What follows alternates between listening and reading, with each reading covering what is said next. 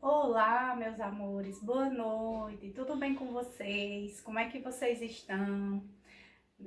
Sejam bem-vindos, a mais uma aula.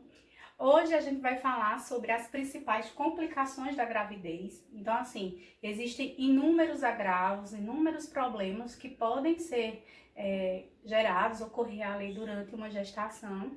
Porém, eu trouxe para vocês os 5 principais, tá bom? Então, a gente vai ver de um por um, ver questão de sintoma, complicação, como é tratado, certo? A gente vai ver cada um desses 5.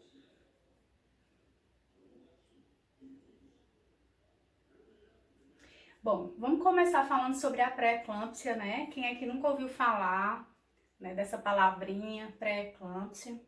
Então, assim, a pré-eclâmpsia, gente, ela é a hipertensão específica da gravidez, né? Então, ela é ocasionada pelo aumento da pressão arterial daquela gestante, né? Então, quando ocorre essa pressão arterial de forma, vamos dizer assim, extrema, né? É quando pode ocorrer, no caso, a pré-eclâmpsia, tá bom? Então, assim, a pré-eclâmpsia, ela é uma doença que há feito muitos estudos, tudo em relação a isso, mas assim, não existe ainda, vamos dizer assim, causas específicas mesmo, para dizer, pronto, essa causa é o que vai fazer com que uma mulher ela venha desenvolver a pré-eclâmpsia, tá? Então, assim, tudo ainda está sendo muito estudado. Lógico, existem alguns fatores de risco que os profissionais eles afirmam que pode desencadear a doença, tá? Mas ainda é tudo muito, não tem muita, vamos assim, total segurança de 100% ser realmente, tá? Como eu tinha dito, ela é a hipertensão, né, arterial específica da gravidez, ou seja, ela só vai acontecer em uma gestante, tá? Pode acontecer normalmente, ela vai ocorrer em torno ali, a partir das 20 semanas de gestação, né? A partir de 20 semanas, quando a mulher está com 5 meses de gravidez, essa pré-eclâmpsia ela já pode surgir, tá? Porém, é muito comum ela acontecer depois de 7 meses, né? A partir ali das 30 semanas de gestação, tá bom? Aí é mais comum. Já quando a mulher está no 7º mês, perto do 8º, é quando mais acontece a pré-eclâmpsia. A pré-eclâmpsia também, ela pode acontecer no pós-parto, né? Digamos que a mulher ela tenha o bebê, ela não desenvolveu a pré-eclâmpsia ali, antes do parto, no momento do parto, porém no pós-parto ela vem desenvolver, normalmente nos 4 primeiros dias, né? Então, é algo que também a mulher, depois que ela tem esse bebê, é algo que tem que ficar sempre ali, observando essa mulher, vendo a questão da pressão dessa mulher, né? Já que pelo fato da pré-eclâmpsia, ela sempre vai causar pressão alta, certo? Então tem que ser feito esse acompanhamento nessa mulher, mesmo depois da criança ter nascido, porque ela pode ter o risco ainda de desenvolver uma pré-eclâmpsia ou uma eclâmpsia. Lógico, é mais difícil, tá? O índice maior é durante a gestação mesmo, antes dela parir essa criança, tá? Mas pode acontecer também no pós-parto. Deixa eu ver. Sim, a pré-eclâmpsia pode evoluir para a eclâmpsia, uma forma grave da doença que põe em risco a vida da mãe e do feto. A pré-eclâmpsia, minha gente, a diferença da pré-eclâmpsia para a eclâmpsia é apenas as convulsões, certo? Então, assim, os sintomas são iguais, são idênticos. O que a mulher vai sentir na pré-eclâmpsia, ela vai sentir na eclâmpsia. Por quê? Porque a eclâmpsia, ela é uma evolução grave da pré-eclâmpsia. É como se assim, a mulher ela tem primeiro a pré-eclâmpsia, aí essa pré-eclâmpsia não é tratada, aí ela evolui para uma eclâmpsia, certo? Então, o que vai diferenciar a pré-eclâmpsia da eclâmpsia são apenas as convulsões, porque quando a mulher ela chega na eclâmpsia, já atinge a parte neurológica dessa gestante, então é por isso que vai ser ativado ali correntes elétricas no cérebro dessa mulher e ela vai acabar tendo convulsões, tá bom? E se não for controlado, tá? Se não for tratado, essa mulher pode vir a óbito juntamente com a criança, com o feto, certo? Então, assim, a pré-eclâmpsia, ela é fácil de ser detectada. Por quê? Porque existem coisas que são específicas, tá? Da doença. Então, por exemplo, a pressão alta, tá? Independente da mulher já ser hipertensa ou não, né? Porque a gente sabe que tem mulheres que já são hipertensas, já engravidam, né? Então, já tem todo esse cuidado. E tem aquelas mulheres que nunca foram hipertensas na vida, aí quando chega no finalzinho ali da gestação, a pressão, ó, se eleva. Então, o risco dessa mulher desenvolver uma pré-eclâmpsia é muito grande, né? Então, por isso que a gente diz que tem essa questão dos fatores, né, que vão identificar essa pré-eclâmpsia. Então, seria a hipertensão, a proteinúria, que a proteinúria é o quê? Excesso de proteína na urina, né? É como se a proteína, ela tivesse sido liberada ali pela urina, né, de forma elevada, o que não é normal. Então, é como se esse rim, ele não tivesse funcionando de forma normal, né? Então, essa proteína, né, que deveria ali, pode ser filtrada também, ser eliminada, mas seria eliminada em pouca quantidade, ela passa a ser eliminada em muita quantidade ali pela urina. Então, quando é feito o teste de proteínas, né, de proteinúria, aí é visto que realmente essa mulher, ela tá com proteína elevada, sendo eliminada ali na urina, tá? Então, vamos dizer assim, são esses dois sintomas, são o principal ali de dizer que essa mulher está com pré-eclâmpsia, né? Existem vários outros sintomas, mas esses dois são, assim, primordiais.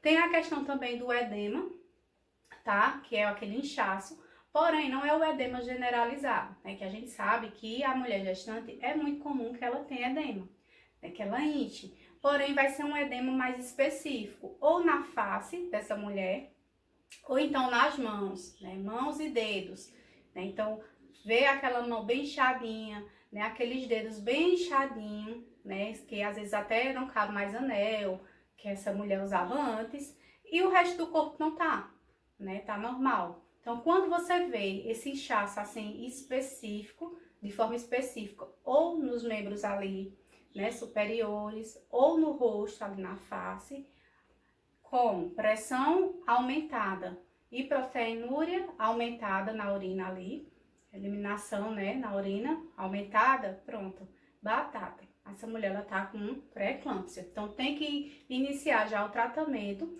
para tentar baixar essa pressão, certo? Então, são usados alguns medicamentos, né, para essa mulher baixar essa pressão. Normalmente, metildopa, né, hidralazina. Existem algumas medicações que são mais específicas para a gestante e que são usadas nesses casos. Então, é usado esses antihipertensivos para ver se baixa essa pressão, junto também com anticonvulsivantes, né? Então, para o quê? Para impedir que essa mulher venha a ter uma convulsão. Porque se ela tiver, porque ela já progrediu ali para a eclâmpsia, que a eclâmpsia, vamos dizer assim, é a fase grave da pré-eclâmpsia, tá? Então, é feito isso, esse tratamento. A gente vai falar mais na frente, tá? De forma mais detalhada.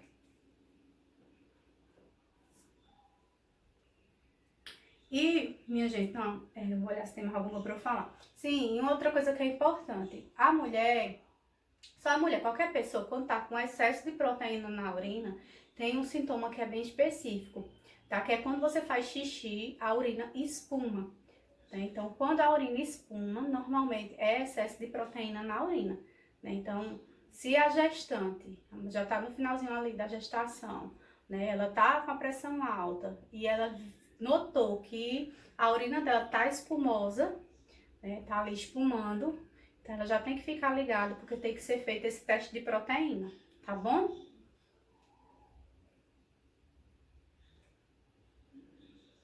O diagnóstico é clínico e pela mensuração de proteínas urinárias, foi o que eu falei, e o tratamento normalmente é com antihipertensivos e anticonvulsivantes, né? Que foi o que eu falei para vocês.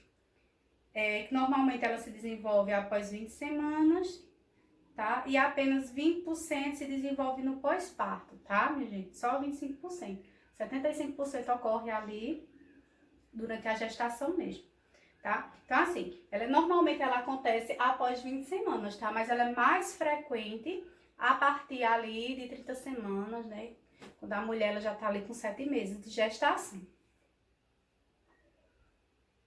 E a eclâmpsia, como tá dizendo, não tratada costuma ser fatal, tá? Se não tratar, com certeza essa gestante e essa criança vai vir a óbito.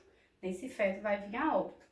E quais são as causas, né? Como eu tinha dito a vocês, ainda não existem causas que são totalmente definidas, né, do que é que provoca, né, a pré-eclâmpsia.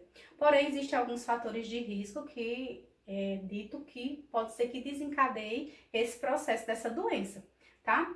A principal é a hipertensão crônica pré-existente. Então, assim, essas mulheres que já têm pressão alta, né, antes de engravidar, elas têm que ser feito um maior controle dessas mulheres, né, ali durante a gestação. Né? Normalmente elas são encaminhadas para pré-natal de alto risco, justamente por ter esse risco maior de vir desenvolver esse tipo de problema, tá? Então, mas, minha gente, não quer dizer que a mulher, porque ela tem pressão alta, ela vai ter uma pré-eclâmpsia, não, tá? Até porque existem vários remédios antihipertensivos aí, que a mulher ela vai fazer uso para poder manter sempre essa pressão controlada. Né? Então, quem tem pressão alta, sempre é pedido que essa mulher, além de tomar esses remédios, né, evitem alimentação muito salgada, né? Então, tem que ser uma alimentação pobre em sal, né? Comer bem pouquinho sal, porque a gente sabe que a questão do sódio ele eleva a pressão, tá? Então, é pedido muito essa questão da alimentação, tá? Então, outro problema também que pode desencadear são os distúrbios vasculares. Então, mulheres que têm problemas cardíacos, mulheres que têm problemas ali de vasculares, né? Tipo, como já teve problema de trombose ou algo do tipo, também ela tá mais propensa, tá? Diabetes pré-existente ou gestacional, tá? Então, tanto aquela mulher que já tem o diabetes mesmo, diabetes mellitus, antes dela engravidar, como aquela que adquiriu na gestação. Também tem um risco mais elevado. Mulheres que têm doença renal crônica, tá? Por quê? Porque tem um problema renal, o rim já não funciona normal, então vai fazer com que aumente essa proteína ali na urina, né? Por quê? Porque o rim não está funcionando de forma correta, né? Porque essa mulher ela já tem essa doença pré-existente, tá bom? Então também tem um maior risco. Idade materna avançada ou muito jovem. Então, aquelas mulheres que têm idade maior que 40 anos, elas também têm um risco maior de ter pré-eclâmpsia. Ou aquelas meninas muito jovens também que engravidam ali na adolescência. História familiar de pré-eclâmpsia, né? Então, a mãe, a irmã, alguém ali da família muito próximo já desenvolveu essa doença, tá? Então, a gente sabe que essa questão da genética, ela tá muito ligada a muitas doenças, tá? Inclusive a pré-eclâmpsia. Pré-eclâmpsia em gestações anteriores, então se aquela grávida já teve pré-eclâmpsia em uma gestação anterior, aumenta o risco, infelizmente, dela também desenvolver na gestação atual. Então, por isso que tem que ser feito um acompanhamento maior também ali, ter um maior cuidado com essa gestante, tá? Então, intervalo entre as gestações superior a 10 anos, né? Então, entre um filho e outro demorar mais de 10 anos também tem um risco maior. Gestação multifetal, tá? Então, assim, para aquelas mulheres que estão tendo gêmeos, né? Então, também aumenta o risco, tá? E mulheres obesas, tá bom? Mais uma vez, a obesidade aí entrando, né, em mais doenças, né? A maioria das doenças que a gente vem estudando aí, a gente vai vendo que essa questão da obesidade aí, né, sempre entra como um fator de risco. Né? Por isso a importância, né, não só de gestante, mas todos nós, né, tentar controlar nosso peso, né, tentar manter uma alimentação equilibrada, mais saudável, né? Porque a gente tá vendo que essa questão da obesidade aí, ela sempre tá entrando como fator de risco nas doenças. Bom, e quais são os sinais e sintomas, né? Então, o principal, né, é a tríadezinha, que eu já tinha falado para vocês inicialmente, né? Então, a pressão alta, que normalmente é uma pressão que seja maior que 140 por 90, tá? Normalmente, ela vai ser maior que isso, tá? Então, a mulher ter pressão alta, que a gente sabe que de 140 e 90 já é considerado pressão alta, tá? Ela, a partir, né, de 140, a sistólica, e 90, a diastólica, já é considerada uma pressão alta. Então, passou disso aí, a gente já é um sinal de pré-eclâmpsia, sim. Então, a pressão alta, a proteinúria, né, a eliminação ali excessiva de proteína na urina, tá bom? E inexplicada, como tá falando ali. Como assim, professora? Por quê? Porque a mulher, às vezes, ela já tem um problema renal e às vezes ela tá com aquela proteína aumentada, né? Então é por conta do rim dela que não tá funcionando de forma normal, mas não tem nada de uma ligação, vamos dizer assim, realmente ligado a essa parte de pré-eclâmpsia, tá? Então assim, proteinúria inexplicada, é aquela mulher que nunca teve problema renal e tá com excesso de proteína na urina. Então se tá com esse problema, né, o rim tá com má funcionamento, então já é também um indício de pré-eclâmpsia. E o edema independente, que foi o que eu disse a vocês, que é aquele edema que ele é específico de uma área, face ou membros superiores, tá? Tá bom? Como as mãos, tá bom? Então, esses 3 sintomas, eles são os principais. É a tríade principal ali da parte de pré-eclâmpsia, tá bom? Aí tem mais outros sintomas, né? Rápido ganho de peso, né? Então, é aquela mulher que dentro de uma semana ela engorda muito, né? Então, não mudou nada na alimentação e em uma semana ali, muito rapidamente ela engordou muitos quilos. Se isso acontecer, minha gente, opa, já tem que ficar preocupado, procurar ali uma assistência, né? Ver o que é que tá acontecendo, porque não é normal, certo? Cefaleia intensa, então ela sente muita dor de cabeça, principalmente aqui na região da nuca. Distúrbios visuais, né? Então a mulher ela pode ter visão dupla, a visão dela pode ficar turva, ela pode ter também a questão que a gente chama de escotomas, que são pontinhos de luz, vê assim na frente. Também é muito comum na mulher que tá com pré-eclâmpsia. Confusão, tá? Então, confusão mental. Por quê? Porque vai mexer com a parte neurológica dessa mulher.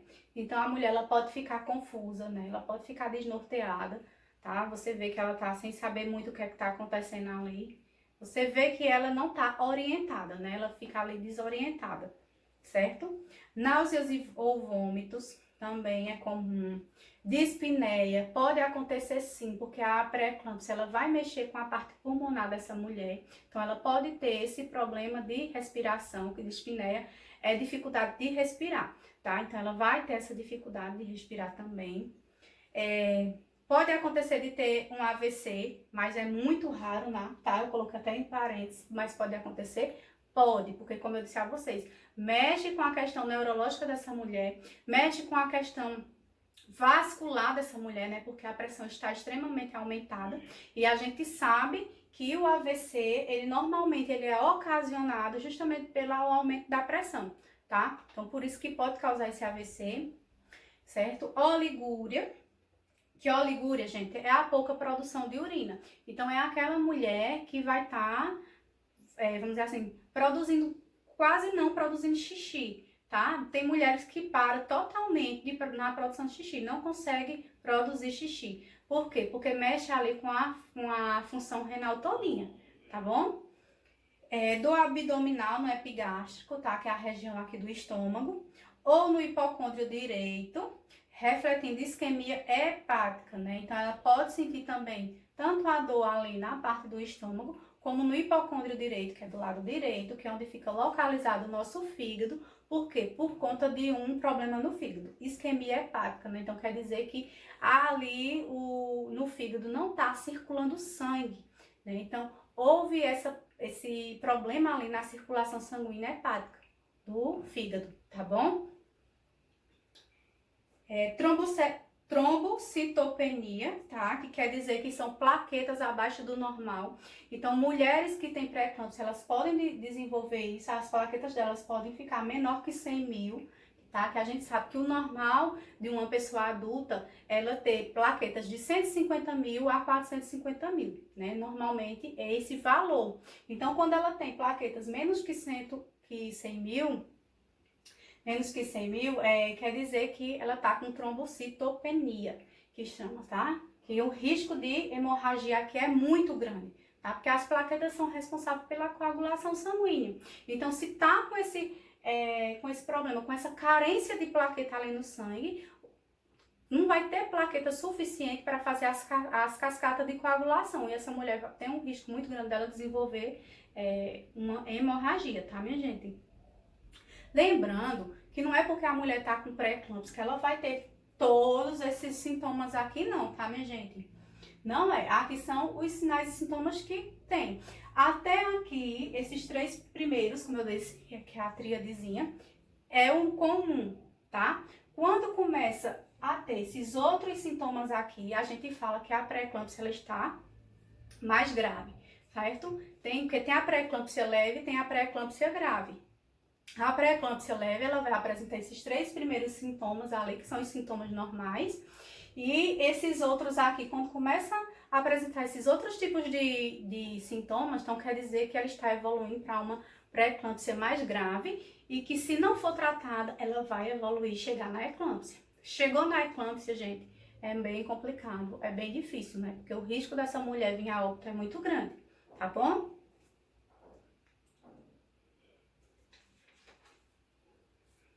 Bom, e quais são as principais complicações da pré-eclâmpsia? Então, assim, tá falando assim, que todas as complicações da pré-eclâmpsia também podem ocorrer no pós-parto, particularmente nas primeiras 48 horas, certo? Então, essas complicações, elas podem acontecer na pré-eclâmpsia, que ocorre normal ali, na gestação, mas também ela pode ocorrer na pré-eclâmpsia, que ocorre no pós-parto. Aí aqui tá dizendo, particularmente nas primeiras 48 horas. Né? Então, normalmente, a pré-eclâmpsia no pós-parto, ela vai ocorrer nos 4 primeiros dias. Mas a parte de complicação, ela normalmente ocorre nos 2 primeiros dias, tá? Nas primeiras 48 horas. Então, quais são essas complicações? Restrição do crescimento fetal ou morte fetal, certo? Por quê? Porque a pré-eclâmpsia, ela vai ali alterar o funcionamento da placenta. A placenta, ela não é quem leva sangue, perdão, ela não é quem leva oxigênio e nutrientes ali para o feto, né? A placenta, ela é quem é responsável por isso, por levar a parte de oxigênio e do que o feto precisa ali para sobreviver, né? Então, quando a mulher ela tem pré-eclâmpsia, essa parte da circulação é toda alterada, né? Porque a pressão dela se eleva demais, então essa parte circular, né, de sangue ali fica toda alterada. E isso acaba afetando a questão da placenta. Então, há uma alteração do fluxo sanguíneo ali daquela placenta. Então, essa parte de oxigênio, de nutrientes ali, fica tudo atrapalhado, tá? Então, o feto, por isso que está dizendo assim, pode ocorrer restrição do crescimento fetal. Por quê? Porque esse feto, ele passa a não receber o aporte de nutrientes necessário, tá? Então, ele não recebe os nutrientes necessários para ele crescer, para ele se desenvolver. Tá bom? Por conta disso, desse problema que é causado na placenta. Mulheres com pré-eclâmpsia têm risco de descolamento prematuro de placenta nas gestações atuais e futuras. Descolamento prematuro de placenta é um dos problemas das doenças que eu vou falar para vocês hoje aqui, tá? Vou falar mais pra frente o que é, tá bom? Não vou comentar agora não, vou deixar para eu comentar mais pra frente. Possivelmente porque ambas as doenças estão relacionadas à insuficiência útero-placentária, tá, minha gente? Então, essa insuficiência útero-placentária é justamente esse problema que eu tô falando para vocês da placenta, né? Essa alteração que ocorre na placenta e ela não consegue levar oxigênio e nutriente necessário para esse bebê se desenvolver e crescer bem, tá? Então, essa parte insuficiência útero-placentária quer dizer isso, tá bom? Então, não tem oxigênio nem nutrientes adequados para o feto. Então, tanto a pré-eclâmpsia quanto o descolamento prematuro de placenta, eles podem estar associados ali, porque eles causam a mesma coisa, tá bom? O vasoespasmo pode causar isquemia materna, eventualmente danificando múltiplos órgãos, em particular cérebro, rins e fígado. Gente, vasoespasmo quer dizer contrações involuntárias ali dos vasos, né? Então, por que essas contrações? O vaso ele começa a contrair porque essa pressão está muito alta, está muito elevada. Então, quando ocorre esses vasoespasmos, né, essas contrações involuntárias desses vasos, essa circulação ela não vai ocorrer de forma adequada, de forma normal. E o que pode causar? Isquemia, né? A isquemia quer dizer o quê? Falta de circulação naquela área, né? Então, o sangue ele não está circulando em determinado órgão. Então, quando a gente fala que pode danificar múltiplos órgãos, quer dizer que essa isquemia, essa falta de circulação, porque precisa esse sangue circular em todos os órgãos, né? Porque nossos órgãos precisam de oxigênio, né? Todos os órgãos da gente precisam de oxigênio. Então, se ocorrer essa isquemia, quer dizer que não está indo oxigênio para aquela região. Então, se não está indo, aquele órgão vai morrer, vai danificar. Então, os órgãos mais atingidos são o cérebro, tá? Os rins e o fígado, tá bom? Isso são as complicações mais graves, tá, gente, da pré-eclâmpsia. Não quer dizer que toda mulher que tem pré-eclâmpsia vai ter isso.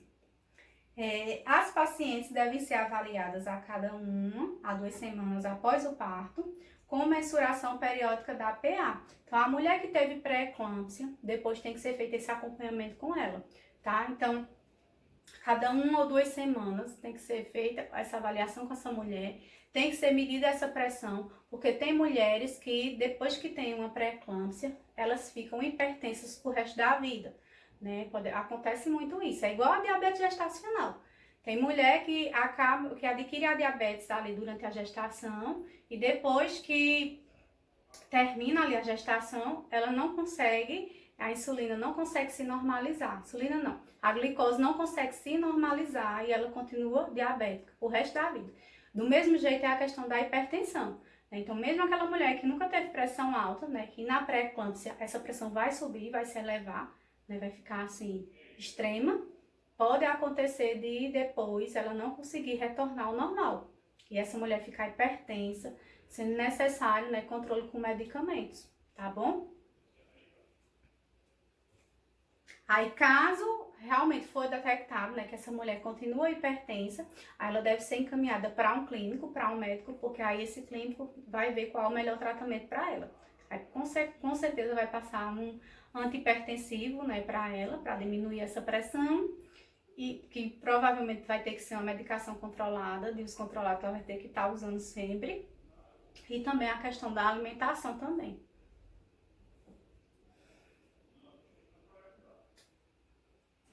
Sim, o diagnóstico é feito, como eu disse a vocês, é feito através da medida da pressão, né? Então vai averiguar a pressão daquela gestante e vai ver que essa pressão ela está mais elevada do que 140 por 90. Então a sistólica dela vai estar maior que 140 e a diastólica vai estar maior do que 90, tá bom? Então o diagnóstico é feito dessa forma, certo? Então, no mínimo, 2 mensurações, né? Então, vai ser medida 2 vezes. Então, não vai medir só uma vez e já dizer que essa mulher, ela tá com pré-eclâmpsia, né? Vai medir, viu que tá alta, deixa passar mais ou menos umas 2 horas, vai medir de novo. Se continuar alta, aí sim, ela está com a pressão realmente alta, ela está hipertensa, tá bom? É feito também através do que eu disse do exame lá de proteína, né? Vai medir ali o nível de proteína na urina dessa mulher. Então, vai estar também elevado. Então, é feito o diagnóstico dessa forma. Tá dizendo que ela é maior do que 300 miligramas em 24 horas.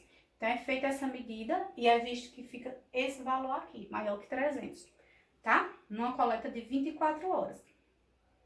E na ausência de proteinúria, a pré-eclâmpsia também é diagnosticada se gestantes têm hipertensão de início recente, além de qualquer um dos itens dos seguintes de início recente. Então, assim, digamos que a mulher ela tá com a pressão super alta, uma mulher que nunca teve pressão alta, ela tá com essa pressão elevada, porém a proteinúria não deu elevada.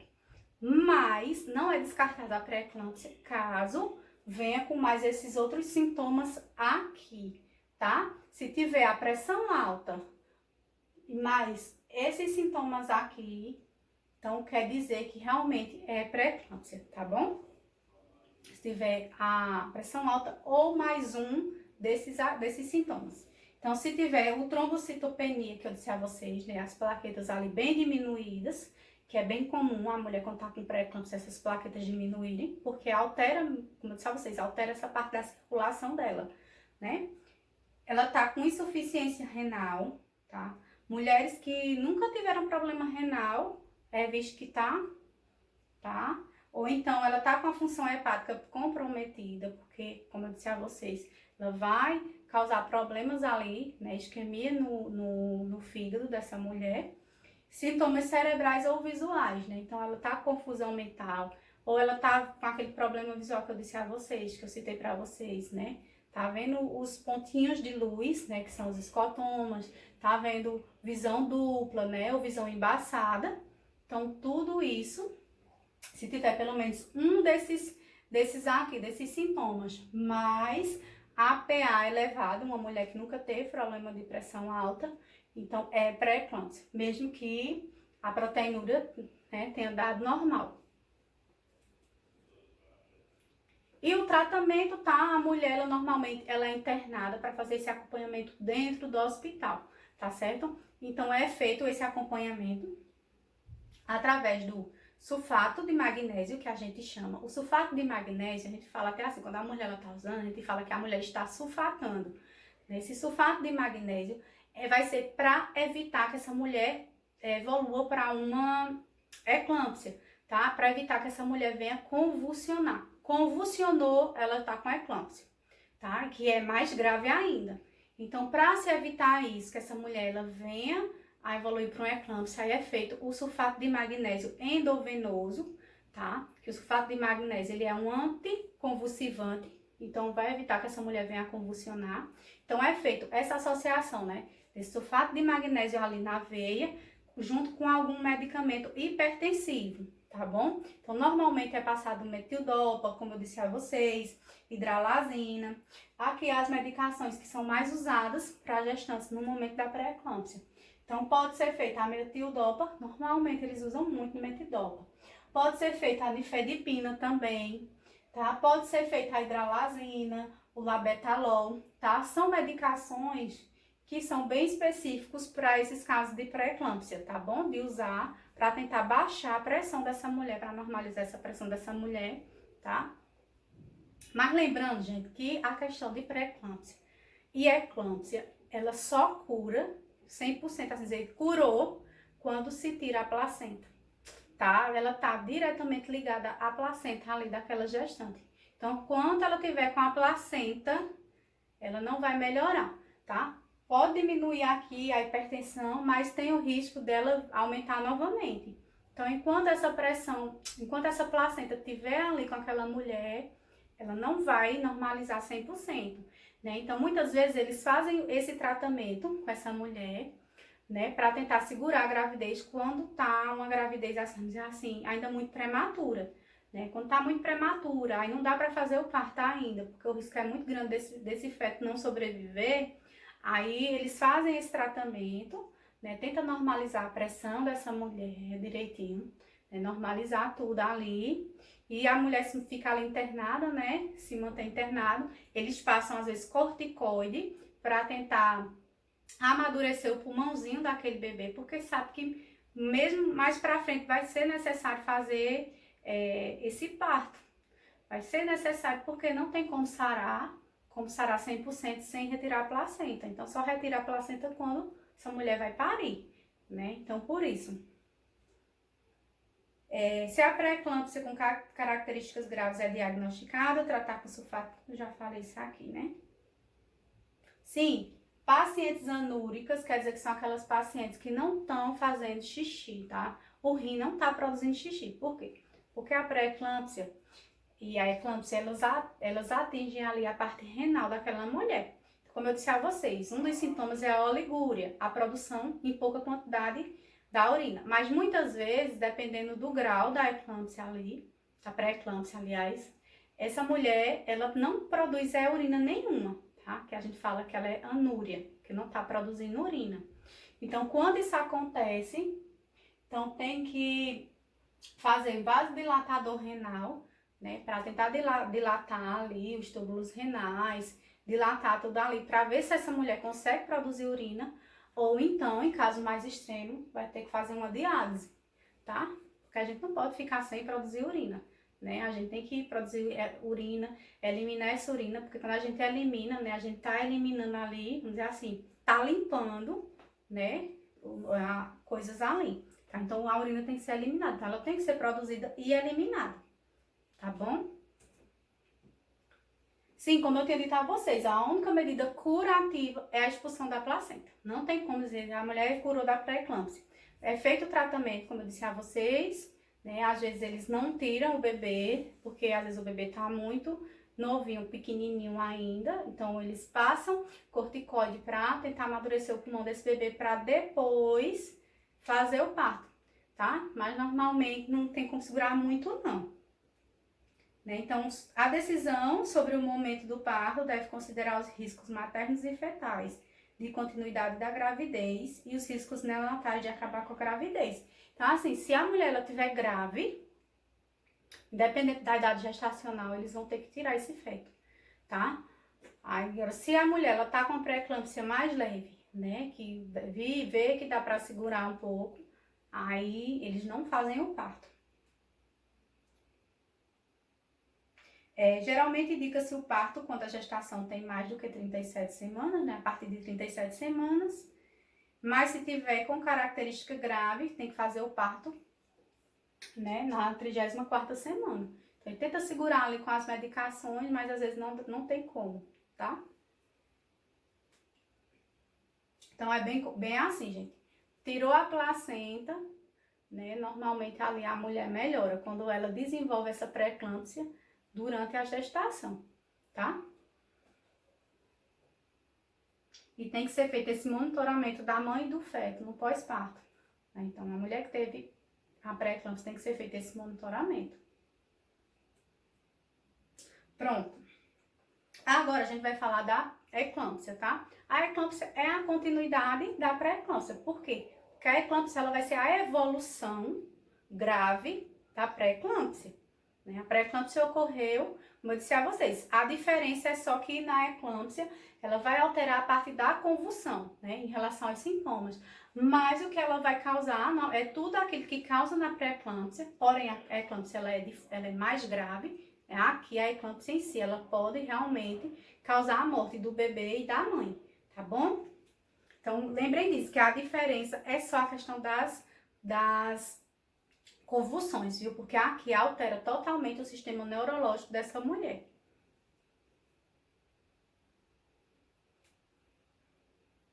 Deixa eu ver se tem alguma coisa que eu ainda não falei. Ó, se a pré-eclâmpsia se agrava e afeta o cérebro, causando convulsões ou coma, você desenvolveu a eclâmpsia. Muito comum também, essa mulher que tem eclâmpsia, ela vir a coma, né? Ela fica inconsciente, certo? Ela tem essas convulsões e muitas vezes ela entra em estado de coma. Por isso que eu tô dizendo a vocês que a eclâmpsia ela é muito perigosa, tá? Ela é bem mais perigosa do que a pré-eclâmpsia, né? Por conta disso. Porque o risco da mulher vir a óbito é muito maior, tá? Não só a mulher, né? O feto também. A eclâmpsia é uma doença caracterizada pela liberação de proteínas na circulação materna que provocam uma resposta imunológica da gestante, agredindo as paredes dos vasos sanguíneos e causando vasoconstricção, aumentando a pressão arterial. Então, assim, a gente tem, né, as nossas proteínas no nosso corpo, então a eclâmpsia, o que ela vai causar? Ela vai liberar essas proteínas na corrente sanguínea também, né? Então, fica lá liberado na corrente sanguínea, o nosso corpo, vendo aquilo, né, que tá ocorrendo algo errado ali no nosso corpo, nosso sistema imunológico vai agir, certo? Então, quando o sistema imunológico, ele age, ele vai alterar ali as paredes dos vasos da gente, né? As paredes dos nossos vasos por onde passa a corrente sanguínea. Então, quando ele agride ali, né, ocorre essa agressão às paredes dos vasos, vai ocorrer uma vasoconstricção, né? Então, os vasos, eles vão se apertar. Então, digamos que o vaso ele era assim, ele vai diminuir, vai ficar apertadinho. Se o vaso aperta, que é o que a gente chama de vasoconstricção, o sangue e a circulação vai diminuir. Então, vai ter um maior problema, né, daquele sangue passar. Então, aquele sangue, ao invés de quando ele tá maior, o sangue ele passa normalmente, né, com muita facilidade. Quando ele aperta, vai ficar aquela dificuldade daquele sangue passar ali por aquele vaso. Então, se tá com dificuldade, o que é que vai acontecer? A pressão vai aumentar, para poder facilitar a passagem do sangue. Então, a hipertensão vai ser isso, gente, essa questão. Vasoconstricção, o vaso ficou muito pequeno, apertado, e tá com dificuldade de passar. E para aquele sangue passar, ele vai ter que aumentar a pressão dele para facilitar a passagem. Então, por isso que a pressão se eleva, tá? Por isso que é muito comum, né? Se ela é muito comum, não, é um dos sintomas principais, né? Tanto na pré-eclâmpsia quanto na eclâmpsia, essa questão do sangue, da pressão subir. É justamente por isso, tá? As causas dessas enfermidades ainda não foram bem estabelecidas, né? O que se sabe é que estão associadas à hipertensão arterial. Então, como eu já tinha dito a vocês, a questão da mulher, ela já ter pressão alta, né? Já predispõe ela vir a desenvolver uma pré-eclâmpsia ou uma eclâmpsia, tá? E quais são os sinais e sintomas? Então, os mesmos da pré-eclâmpsia, como eu disse a vocês. Não vou nem repetir. São os mesmos sintomas da pré-eclâmpsia. A diferença é convulsão, certo? Então, a diferença vai ser essa convulsão. Essa mulher, ela vai convulsionar, né? Ela vai se debater por conta ali da alteração neurológica que acontece. Então, a atividade cerebral dela vai estar tipo, totalmente ligada ali, né? Com problemas ali. É como se fosse ali em fios, né? Fios, como se fossem fios de energia, né? Quando os fios de energia estão desencapados, né? Que chama. Que você encosta ali na corrente sanguínea, eles começam a dar choque, né? Isso. Então é a mesma coisa que acontece no nosso cérebro, né? Quando a gente convulsiona, certo? É como se aquelas correntes cerebrais que tem ali, né? No nosso cérebro, eles estivessem todo desorganizado. Então, aquela atividade elétrica fica toda desorganizada, que é o que causa as convulsões, tá? Pode acontecer também sangramento vaginal e a perda de consciência, como eu já tinha dito a vocês, que a mulher ela pode evoluir para um coma, tá bom? São essas só as diferenças, porque os outros sintomas é iguais aos da pré-eclâmpsia. O diagnóstico e o tratamento também vai ser bem parecido com o da pré-eclâmpsia, né? Tem que sulfatar, né? Vai usar o sulfato de magnésio. No caso aqui, como ela já evoluiu para uma eclâmpsia, né? Na pré-eclâmpsia, usa o sulfato de magnésio para quê? Para impedir que ela venha convulsionar, né? E desenvolver a eclâmpsia. Quando a mulher já está com a eclâmpsia instalada, ali o problema instalado, aí vai usar esse sulfato de magnésio para tentar parar essas convulsões, tá bom? Então, é a mesma coisa, o diagnóstico é feito do mesmo jeito, com medição da pressão, é feito um hemograma, né, porque vai medir ali a taxa de plaqueta, é feito com a parte da medição de proteína na urina, né, então, a parte de diagnóstico é igual, tá bom? Deixa eu ver se tem... Sim, aí eles pedem que a mulher, tá, fique em repouso, tá, na pré-eclâmpsia também do mesmo jeito. Mulher, ela vai ficar deitadinha, gestante de repouso. Aí eles pedem que a mulher, ela fique de preferência deitadinha do lado esquerdo, certo? Que ela deite sobre o lado esquerdo do corpo, né? Então, que é o lado esquerdo dela. Ela vai ficar viradinha de lado, do lado esquerdo. Aí você vai dizer, por que, professora, isso? Para impedir que ela... Vai acontecer assim de melhorar, tá? A circulação placentária. Por quê? Porque do nosso lado direito, nós temos a nossa veia cava. Então, se ela deitasse do lado direito, o feto iria apertar essa veia cava e iria diminuir ali a circulação daquele local. Então, consequentemente, iria diminuir a circulação da placenta. Quando ela deita do lado esquerdo, o feto vai vir para o lado esquerdo e o lado direito fica liberado. Então, não vai ter essa pressão ali sobre a nossa veia cava, tá bom? Então, por isso que eles dão preferência da gestante, ela sempre deitar do lado esquerdo, tá bom? Questão da dieta, com pouco sal. Os medicamentos, né, do mesmo jeito, medicamentos antihipertensivos e anticonvulsivantes, né, que eu já tinha falado também. E em casos graves, né, tem que antecipar o parto, certo? Por quê? Porque a doença, ela só cura, essa doença só é curada se tirar a placenta, certo? Então, assim, para as convulsões, né, então, usa o sulfato de magnésio, né, às vezes eles colocam também a parte de diazepam, certo? Porque vai para poder evitar essas convulsões, certo? Aí pode ser administrado os anticonvulsivantes, tá? Hidralazina, labetalol, tá? Tem o metildopa também. Então, o tratamento é muito parecido com o da pré-eclâmpsia, né? Quase não muda nada. A diferença é que, normalmente, quando a mulher evolui para eclâmpsia, aí o parto tem que ser realizado, tá bom? Normalmente tem que ser tirada a criança.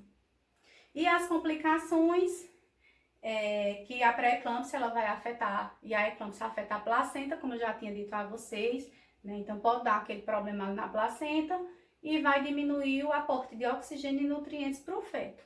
Então isso eu já tinha dito a vocês. Que aí pode levar, né, o bebê nascer com baixo peso, outros problemas de saúde, né? Porque ele não recebeu o oxigênio necessário, não recebeu os nutrientes necessários que ele precisava, né? Antecipar o parto, né? Então, o bebê, ele vai vir a nascer prematuro, né? Normalmente, porque chegou na eclâmpsia, normalmente vai ter que ser feito esse parto, antecipar esse parto, né? Muitas vezes não estava no tempo certo ainda dessa criança nascer e ele vai ser prematuro, tá bom? Sim, e tem o risco dessa mulher, ela desenvolver uma doença cardiovascular no futuro. Então, por conta de toda essa alteração que aconteceu nos vasos, na circulação sanguínea, na corrente sanguínea, no futuro ela pode vir a desencadear uma doença cardiovascular. E aí, como eu disse a vocês, elas podem ficar hipertensivas, tá? Pronto. Já falamos de 2, né? Nós vamos falar agora do próximo agravo, da próxima doença, que é o descolamento prematuro da placenta, né? Então, assim, como o próprio nome já diz, descolamento, né? Nós sabemos que nós temos a placenta, né? Quando a mulher engravida, ela vai desenvolver a placenta. Eu já tinha dito a vocês agora, nesse instante que eu falei, né? Que a placenta ela é responsável por levar oxigênio e levar nutrientes para o bebê. Quando a mulher ela desenvolve essa placenta, né, que é ali na gestação, né, o embrião, houve a fecundação ali, né, do gameta masculino com feminino, aí vai formar o embrião, certo? Quando esse embrião ele vai ser formado, tanto forma o embrião como forma a placenta, certo? Junto. Essa placenta, ela é criada, ela é desenvolvida no útero ali, né? Então ela se cola na parede uterina, normalmente ela fica coladinha ou na parte superior do útero, que é o que a gente chama de fundo do útero, ou ela fica na parte lateral, tá, do útero, mas na região mais para cima, lateral, tá, na parte lateral. Então ela fica localizada ali. E o bebezinho, o feto fica aqui, né, só recebendo através do cordão umbilical, né, fica recebendo os nutrientes e o oxigênio. Quando ocorre dessa placenta se soltar da parede do útero, porque ela é bem coladinha na parede do útero, quando ela se solta de forma prematura, ou seja, não é o momento do parto. Por quê? Porque essa placenta ela só vai se soltar, o normal dela se soltar é só no momento do parto, né? Então, quando a mulher ela vai parir de forma normal, quando ela entra em trabalho de parto, aí essa placenta ela se descola, né, para poder descer. Perdão, minha gente. Para poder descer, então ela vai se descolar. Quando acontece, como o próprio nome já disse, de forma prematura, ou seja, não está no momento da mulher parir, ela não está em trabalho de parto, e essa placenta, por algum motivo, ela se descola, ela se desprende ali da parede uterina, vai ocasionar a doença que nós chamamos de descolamento prematuro de placenta, ou DPP, tá? Que é a siglazinha. Tá bom? Aí eu vou falar de forma mais específica o que é que acontece, né, quando ocorre esse tipo de doença, esse tipo de agravo. O principal, minha gente, a principal complicação é a questão do parto prematuro, tá? Por quê? Porque pro bebê, né? Por quê? Porque descolou a placenta ali. Quando descola, né, como eu já tinha dito a vocês, só vai descolar no momento do parto. Se descola antes, provavelmente vai ter que ser feito o parto dessa mulher, tá? Eu vou explicar para vocês o porquê, tá? Então, assim, o principal problema do descolamento prematuro de placenta para o feto é essa questão dele nascer prematuro. E para a mulher é o risco de sangramento, tá? Por quê? Porque quando a placenta ela se desprende, né, tem todo um fluxo sanguíneo ali, então vai vir, vai descer, e essa mulher ela vai começar a sangrar.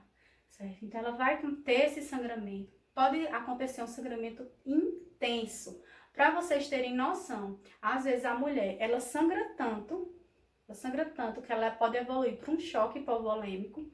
E às vezes é necessário fazer uma histerectomia, né? Remover o útero dessa mulher. Né? É realizado o parto e logo em seguida eles retiram o útero, porque é a única forma de parar esse sangramento, né? É com a histerectomia.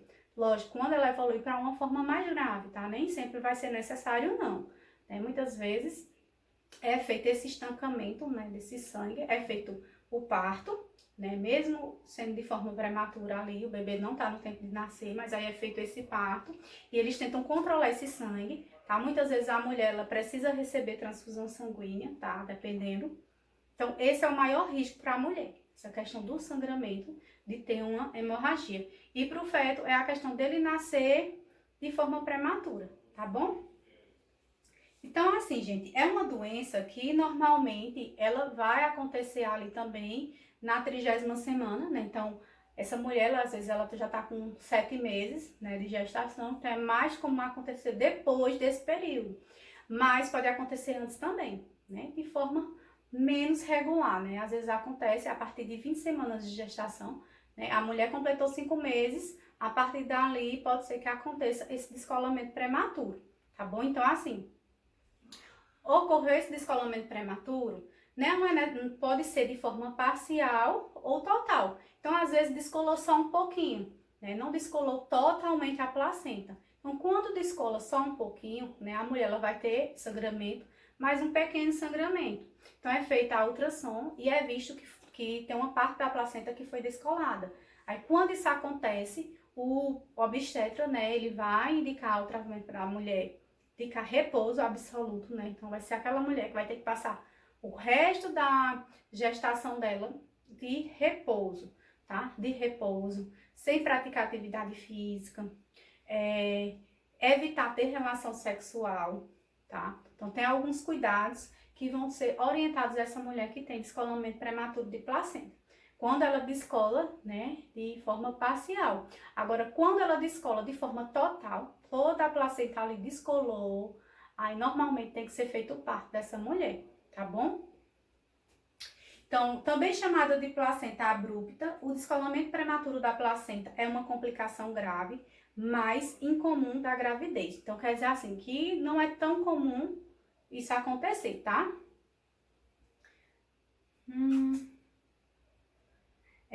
O descolamento, que a placenta se separa extremamente cedo da parede do útero, né? Então, já tinha dito a vocês. Então, não tá no tempo dela descolar e ela descola da parede do útero. Deixa eu ver se tem mais alguma coisa para falar daqui. Sim, o bebê, ele pode nascer muito cedo, né? Porque quando isso acontece, normalmente tem que ser feito o parto. E com baixo peso, né? Então, muitas vezes esse bebê precisa ficar em incubadora, às vezes, dependendo da idade gestacional, tem que ficar em UTI neonatal, tá bom? E a mãe pode perder uma grande quantidade de sangue, como eu disse a vocês. Né? Pode necessitar fazer transfusão. Se não for controlada, essa mulher pode evoluir para um choque hipovolêmico, né? Que a gente fala que é a fase mais grave do sangramento de uma hemorragia grave, que é o choque hipovolêmico, que quando uma pessoa tem um choque, algum tipo de choque, o risco dessa pessoa vir a óbito é muito grande. Né? E tem a questão dessa mulher, às vezes, ter que perder o útero, né? Ou seja, não vai poder engravidar mais. Às vezes é uma mulher extremamente jovem, né? E já perdeu o útero assim, tão jovem, né? Então, é uma doença que, de certa forma, é grave, né? Mas, porém, como foi dito, é incomum, né? Então, ainda bem que não acontece tanto. Ocorre geralmente no 3º trimestre, mas pode acontecer em qualquer momento após a 20ª semana de gravidez, né? Foi o que eu tinha dito a vocês. Pronto, aqui é a foto, a ilustração de como é que acontece.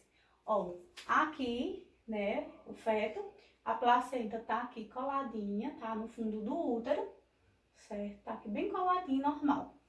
Quando ocorre o descolamento de placenta, tá vendo? Ela se solta, essa região, ela é toda cheia de sangue, né? Porque é toda nervada, toda cheia de sangue ali em todo local, né? Cheio de vasos.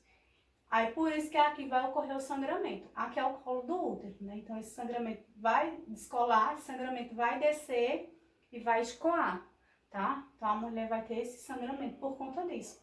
Então descolou, então, se for completo, normalmente tem que fazer o parto. Tem que tirar esse bebê, né? Pra poder estancar esse sangramento. Senão a mulher vai ficar sangrando, sangrando e sangrando, tá?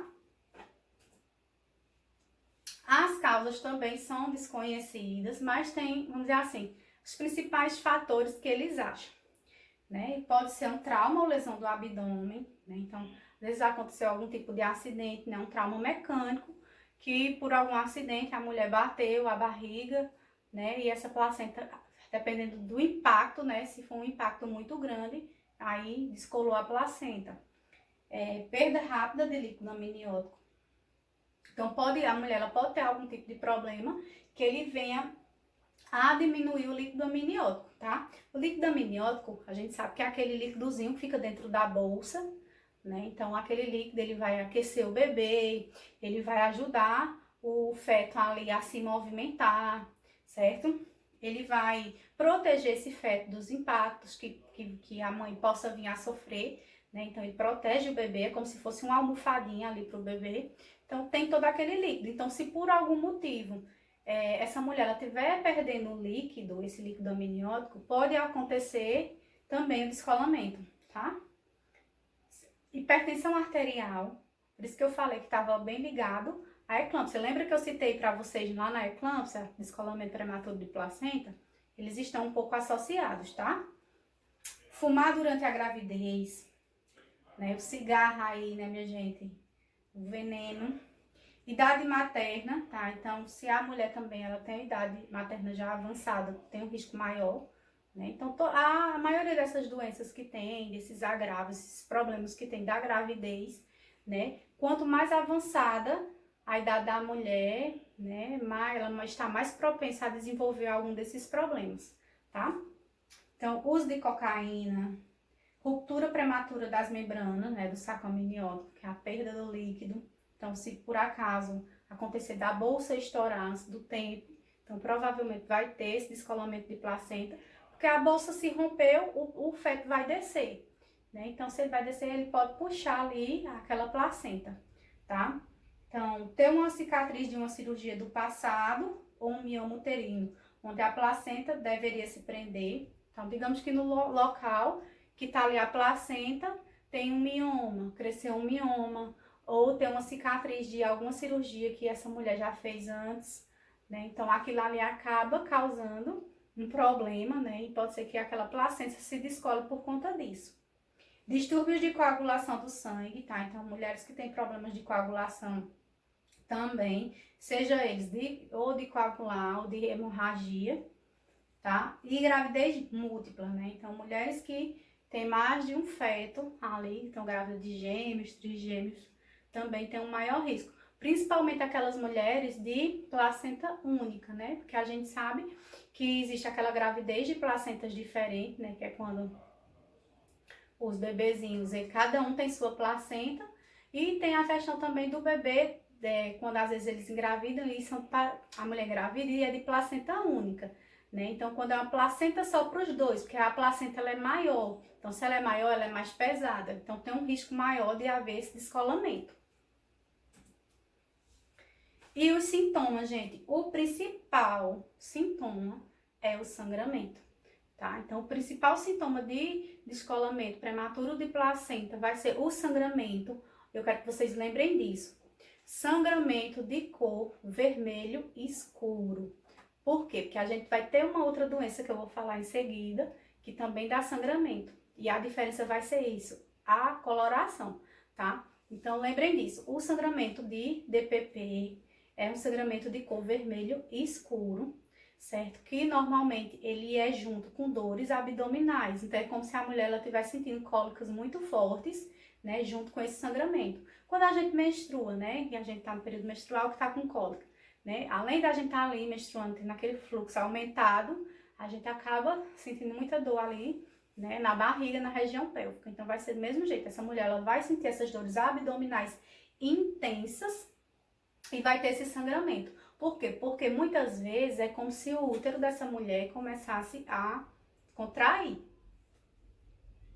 tá? Então ela vai ter essa coloração vermelha escura, esse sangramento, dor abdominal intensa, pode sentir dor nas costas também, tá? Porque muitas vezes a dor que a gente sente na região pélvica, às vezes irradia para as costas, tá, minha gente?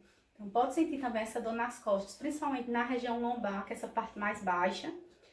Hipertonia ou hiperatividade uterina, tá? Então, o que é isso? Hipertonia é o tônus do útero ali ficar duro. Então, você vai apertar a barriga daquela mulher e vai estar bem dura a barriga, tá? Em vez de dar aquela barriga normal, você sente aquela barriga bem dura, dura, dura. A gente chama de hipertonia. Hiperatividade uterina quer dizer que essa mulher, ela começa a ter contrações uterinas mesmo.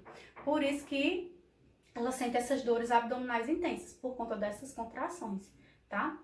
E a ausculta fetal difícil ou ausente. Então, vai auscultar, ver os batimentos do bebê. Às vezes não consegue ouvir, porque ele pode entrar em sofrimento fetal, ou pode ficar ausente, tá? Então, tem essa dificuldade de auscultar ali os batimentos cardíacos do bebê, tá bom? Então, lembrem disso. O principal sintoma vai ser o sangramento, até coloquei em negrito. Vermelho escuro com dor abdominal intensa, é o principal, tá? Que pode vir com esses outros sintomas também, tá bom? Então, a quantidade de sangramento vai variar e não corresponde necessariamente à quantidade de placenta que foi separada. Então, pode acontecer não ter separado toda a placenta ali, haver descolamento total, mas essa mulher sangrar de forma intensa, tá? Então, não tem muito essa associação.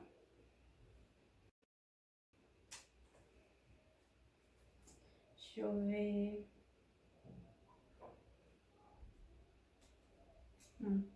Que eu já falei já. Sim, aí o diagnóstico, como é feito esse diagnóstico, né? Então, primeiro a avaliação física, né? Então, ver logo a mulher se tá com esse sangramento, né? Então, tem esse sangramento, tá sentindo essas dores intensas, tá tendo essa hiperatividade, hipotonia uterina ali, né? Tá duro o útero, né? Tá sentindo as contrações. Então, são as principais formas de diagnóstico, que é a parte clínica, tá? Então, se é feito o toque, a bolsa de água tá tensa, né? Então, a bolsa, que é a bolsa amniótica ali, que o bebê ele fica envolvido. Então, quando o médico faz o toque, ele sente que a bolsa também está enrijecida, está dura, tá? Então, o diagnóstico também pode ser feito clinicamente. Aí, para poder comprovar, né, é feito o quê? Um ultrassom. Ou um ultrassom abdominal, tá? Se o bebê já tá grande, ou é feito um ultrassom transvaginal, dependendo da idade gestacional dessa mulher, tá bom? Então, pode ser feito qualquer um dos dois, dependendo da idade gestacional. O monitoramento fetal, né, tem que ficar auscultado, ver se o bebê tá bem. E o exame pélvico, tá? Exame pélvico é o exame de toque, tá, minha gente? É o exame de toque que o médico vai colocar os 2 dedos lá e vai avaliar, né? Ver se tem alguma dilatação, né? Vai ver direitinho como que tá. Então, quando vocês verem essa palavra exame pélvico, é o exame de toque. Se a gestante já teve um descolamento prematuro da placenta e desejar, né, engravidar depois, né? Então ela tem que avisar. Por exemplo, ela tá grávida, ela teve um descolamento de placenta em gravidez anterior, ela tem que avisar, tá? Então, tem que conversar com o médico, tá bom? Para tentar reduzir a chance dela ter novamente esse descolamento de placenta. Sim, o tratamento, gente, normalmente vai ser com o parto, tá? Então, vai depender do estágio que tá ali o descolamento da placenta. Se tiver mais leve, né, como eu disse, foi um descolamento parcial, foi só uma pequena parte que descolou, então vai ser, geralmente eles colocam a parte do repouso, né, repouso absoluto, não ter relação sexual, certo? Normalmente não fazer esforço físico. Agora, quando é um descolamento total, aí normalmente tem que ser feito o parto, tá, dessa criança. Se o bebê não está perto de nascer e o descolamento parece leve e o ritmo cardíaco do bebê é normal, a gestante pode ser internada para acompanhamento. Aí, se o sangramento e a condição do bebê está estável, a gestante pode ser capaz de descansar em casa. E, em alguns casos, pode ser dada medicação para ajudar os pulmões do bebê a amadurecerem, caso o parto prematuro torne-se necessário.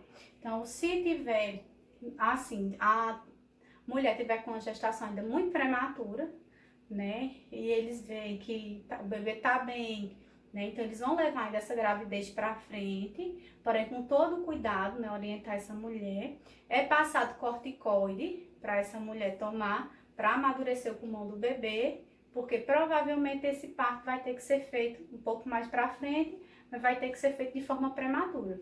Aí eles passam para essa parte de corticoide, né, para já ir amadurecendo os pulmõezinhos do bebê, para quando tirar, ele não sofrer tanto, tá? Porque o risco maior quando se faz um parto prematuro é justamente a questão dos pulmões do bebê, tá? Não estarem amadurecidos, aí é necessário o bebê às vezes ficar entubado, entendeu? Então, quando vê que vai ser necessário fazer um parto prematuro, aí já passa logo esses corticoides para a mulher já tomar antes, né? Para quando precisar fazer o parto, o bebê já tá com os pulmões amadurecidos, totalmente formadinhos. Tá? Amadurecido é isso, é a formação total, tá todo certinho ali, tá? Porque, minha gente, não tem como colocar a placenta no lugar, tá? Descolou, infelizmente não tem como recolocar na parede, certo? E se o bebê já está perto de nascer, e o descolamento da placenta parece mínimo, acompanhar de perto o parto vaginal pode ser possível. Se o descolamento progride ou compromete a saúde da mãe ou do bebê, vai precisar de uma cesárea. Então, assim, se o bebê está perto de nascer, né, como está dizendo, e a mulher está bem, o bebê está bem, então eles deixam, né, para ver o tempo certo aí dessa mulher entrar em trabalho de parto e parir de forma normal.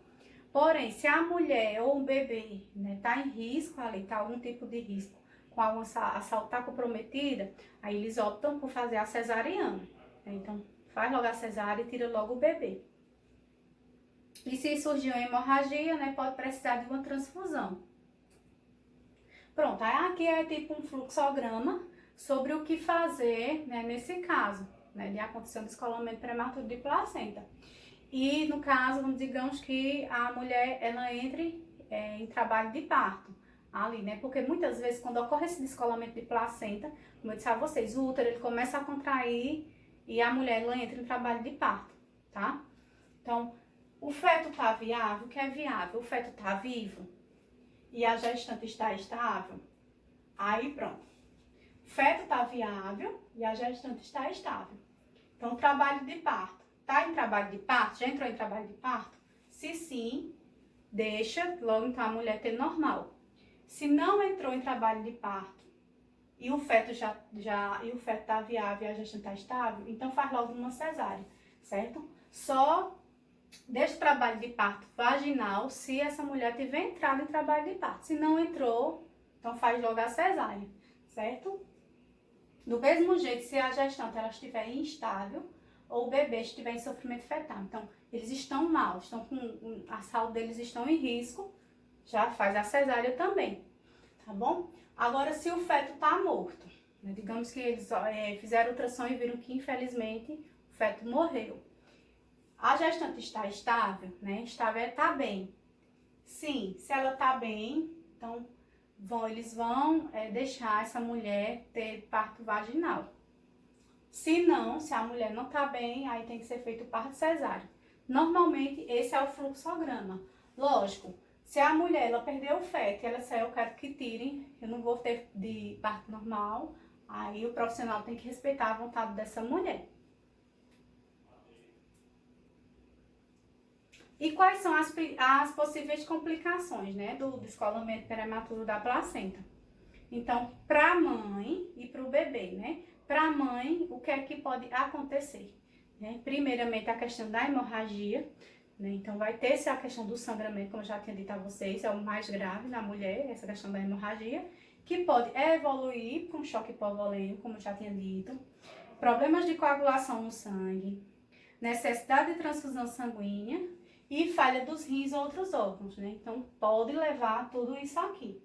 E para o bebê, quando ocorre o descolamento, privação de oxigênio e nutrientes, parto prematuro ou nato e morto, né? Então, a placenta não está funcionando normal, então não vai ter oxigênio nem nutriente suficiente.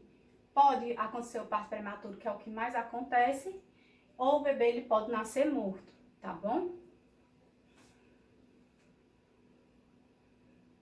Sim, aqui é só falando da necessidade da esterectomia, né? Normalmente quando a mulher ela tá com um sangramento muito grave, que não consegue ser controlado, aí infelizmente tem que ser feito a esterectomia, que é a retirada do útero de forma cirúrgica, tá? Pronto. Minha gente, aqui a gente vai falar sobre um outro assunto, que é a placenta prévia. A placenta prévia, ela é muito confundida, né, com o que a gente acabou de ver, certo? Assim, é muito confundido mesmo, com o descolamento prematuro de placenta. Então, as pessoas se confundem muito um de outro. Mas o que é que eu quero que vocês lembrem? No descolamento prematuro de placenta, né, a placenta, ela estava lá, formada no lugar certinho, só que por algum motivo, ela se descola e se solta da parede uterina. Não é isso? E ocorre aquele sangramento. Aí é o descolamento de placenta, de prematuro de placenta, porque é antes do tempo. Na placenta prévia, o que é que vai acontecer aqui? É como se, quando a placenta ela fosse se formar ali dentro do útero, ela se formou em um local errado. Como eu tinha dito a vocês, a placenta ela é para se formar, se desenvolver, ou no fundo do útero, que é essa parte de cima, como tá aqui, ó, placenta normal, tá vendo? Ela é para se desenvolver aqui em cima, ou às vezes lateralizada, né? Às vezes fica um pouquinho aqui do lado, tá? É para ela se desenvolver dessa maneira. Na placenta prévia, o problema foi na geração mesmo, no desenvolvimento dessa placenta. E ela acaba ficando na parte inferior do útero, tá? Então, ela vai ficar aqui na parte inferior, tá vendo? A placenta, ao invés dela estar aqui, ou no fundo do útero, ou na lateral do útero, ela vai ser desenvolvida na parte baixa do útero, que muitas vezes, como tá aqui na foto, cobre todo o colo do útero, tá vendo? Cobriu todo o colo do útero. Às vezes é de forma parcial. Algumas vezes essa placenta ela se forma um pouco mais lateralizado, aí cobre só uma partezinha. Mas muitas vezes ela recobre totalmente o colo do útero aqui. Aí durante o parto, pensem comigo no parto. Quando a mulher ela entra em trabalho de parto, né, que vai parir esse bebê. O normal é o quê? O bebê sai e depois que o bebê sai a placenta, não é? Nesse caso, fica totalmente inviável, né? Um parto normal. Por quê? Porque no caso aqui ia ser o contrário. A placenta iria sair primeiro do que o feto, porque ela está tapando, né? O colo do útero aqui, como é que esse feto ele vai descer, né? Porque quando a mulher entra em trabalho de parto, esse colo do útero ele vai se dilatar, né? Ele vai se abrir e o feto ele desce, né? Então a placenta se solta, o feto vai descer, né? E a placenta vai descendo logo atrás. Aqui fica inviável, né? Algumas vezes, quando essa placenta, ela não é total, né? Essa placenta que a gente fala que é placenta prévia, né? Não é total, tá? Ela fica mais lateralizada um pouquinho, aí às vezes eles até deixam a mulher parir de parto normal. Às vezes tem como a criança descer primeiro, mas a maioria das vezes é assim, aí tem que ser feito parto cesáreo, tá bom? Lembrando que na placenta prévia também pode ocorrer sangramento. Então, para vocês diferenciar o sangramento dele para o descolamento de placenta, como é que a gente sabe o sangramento? Que esse sangramento aqui, ele vai ser vermelho vivo, tá? Eu não tinha dito a vocês que o outro tipo de sangramento, ele é um vermelho escuro. Vai ser um vermelho escuro, vai provocar dor abdominal nessa mulher, né, quando ela tá ali sangrando. E aqui não.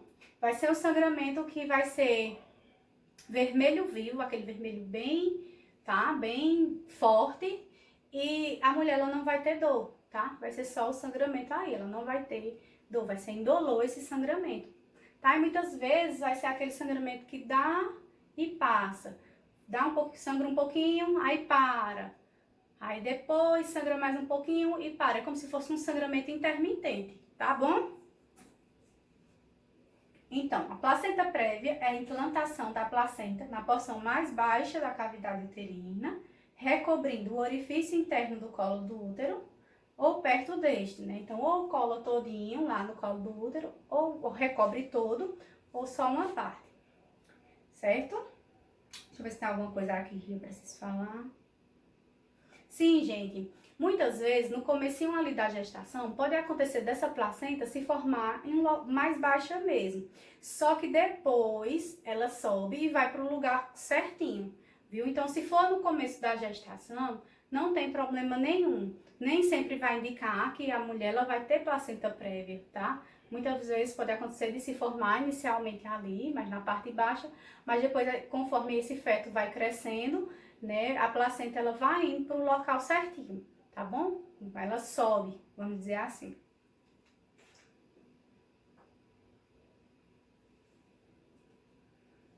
Então, os tipos, né, como eu tinha dito a vocês, tem a parcial e tem a completa, né? Então, a completa é aquela que cobre todo o orifício ali do colo do útero, então fica totalmente cobrindo, não tem como a criança descer. E a parcial é aquela que fica mais lateralizada, se eu não me engano tem uma foto que eu vou mostrar pra vocês, então ela não recobre todo o colo do útero e a criança tem como a criança descer primeiro, tá? Em um parto normal. Então, aqui tá falando, a placenta cobre parcialmente a abertura do colo do útero e, nesse caso, o parto vaginal ainda é possível, tá? Mas depende do quanto a placenta está cobrindo a abertura uterina. Então, vai depender do quanto, se não só cesariana. Nesse caso, tem que ser feita a cesárea, não tem como o bebê nascer de parto normal, não. Pronto, a foto. Placenta normal, tá vendo? Que ela pode ser ou lateralizada, ou ela pode ser no fundo do útero, como tava lá naquela primeira foto. A parcial, tá vendo? Que ela já tá bem embaixo, olha onde ela tá aqui. Aí ela já tá cobrindo uma parte do colo do útero, tá? Que é o colo do útero, ele já tá cobrindo uma parte. E a placenta prévia total, né? Então ela ficou totalmente embaixo, cobrindo totalmente o colo do útero aqui. Então, impossível o bebê nascer por via de parto normal aqui, por via vaginal, não tem como. Tudo isso aqui é visto quando é feito ultrassom, tá? No ultrassom mostra direitinho. Então, as causas principal, né, que é feita ali, acontece na hora da formação mesmo, como eu tinha dito a vocês, né? Então, quando ocorre essa fecundação ali do óvulo, que o embrião ele vai lá, migra para o colo do útero, migra para o útero, lá para o endométrio, aí lá que ele vai começar a se gerar, né, vamos dizer assim, então gera a placenta lá também. Então, muitas vezes é isso que ocorre, na parte quando ele vai ser desenvolvido. Aí, às vezes acaba se desenvolvendo no local incorreto, que é a parte de baixo ali, né, do útero, que não era para ser ali, tá? Então, assim, essa parte de placenta prévia, ela tá muito associada a isso aqui, tá? Então, o que? Placentas grandes, como aquelas formadas em gestações múltiplas. Lembra que eu falei que no descolamento prematuro de placenta, a mulher que, né, que tem mais, tá grávida de mais de um filho, né, de gêmeos, trigêmeos, que às vezes é de uma placenta só, né, a placenta fica muito grande, porque tem que ser suprir ali para 2 fetos, por exemplo. A placenta é muito grande, é muito pesada, por isso que ocorre o descolamento de placenta. E aqui nesse caso também, por ser placenta grande, às vezes acontece dela descer um pouco e ficar ali cobrindo o colo do útero, né? Ficar no local errado. Então, é muito comum mulheres que têm mais de um feto, né, desenvolverem placenta prévia também. Então, mulheres que têm 35 anos ou mais, então a questão da idade, tá vendo? A gente vê, eu já tinha dito a idade, ela vai influenciar na maioria desses problemas que tem na gestação. Histórico pessoal de placenta prévia em gravidez anterior, então mulheres que já tiveram esse problema antes, em fumantes ou que usam cocaína. E quais são os sintomas da placenta prévia?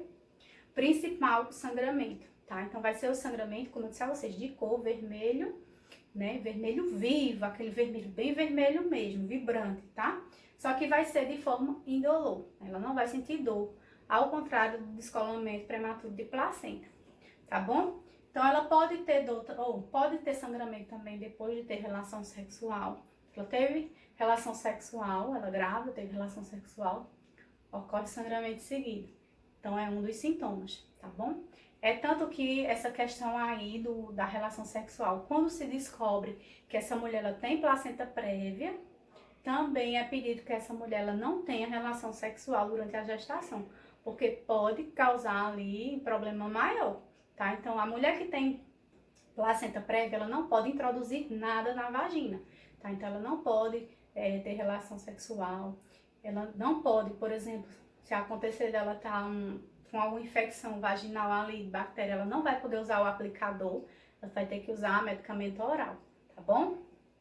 Então, é comum ter. Quais são os principais sintomas? Cólicas, porém nem sempre ela vai ter essas cólicas, tá? Sangramento que se inicia, para e depois começa de novo em dias ou semanas mais tarde. Lembra que eu falei? Às vezes ela sangra um pouquinho ali, para de sangrar. Depois ela passa uns dias ou semanas, ela sangra novamente, aí para. Tem esse sangramento aí intermitente, tá? E o sangramento na segunda metade da gestação, que é o mais comum, que, como eu disse, de cor vermelho vivo, espontâneo e indolor.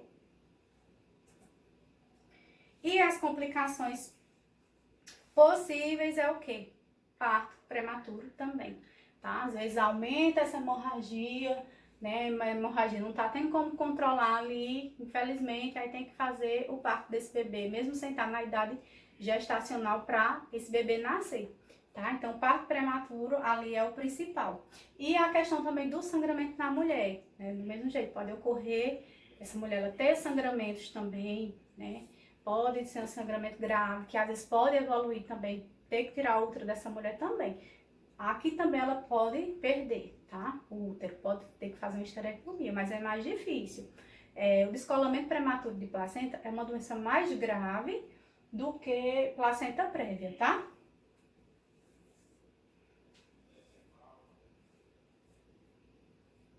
Sim, sangramento vaginal grave que pode ocorrer durante o trabalho de parto ou nas primeiras horas após o parto. Tá? Então, mesmo após o parto, pode ter esse sangramento grave, viu? Porque é o sangue que fica retido lá dentro. E o diagnóstico, minha gente, é feito normalmente também com a clínica da mulher, né? Os sintomas que ela tá tendo e, lógico, o ultrassom. O ultrassom é o que vai definir 100% que se trata de uma placenta prévia, tá? Então, o ultrassom, quando é feito o ultrassom ali, é visto que aquela placenta tá na região baixa. Aí a gente pensa assim, ô professora, mas se ocorreu o descolamento de placenta, né, que foi naquele agravo antes, e essa placenta descer, né, ela descolou, ela pode descer. Aí como é que vai saber diferenciar um do outro, né? Que vai olhar no ultrassom, vai ver que a placenta tá na parte baixa. Então, como é que vai diferenciar? Pelos sintomas, tá? Então, o tipo de sangramento, né, a coloração do sangramento é o que vai diferenciar. A questão das dores, que no descolamento prematuro de placenta a mulher sente muita dor, muita mesmo, muita dor abdominal.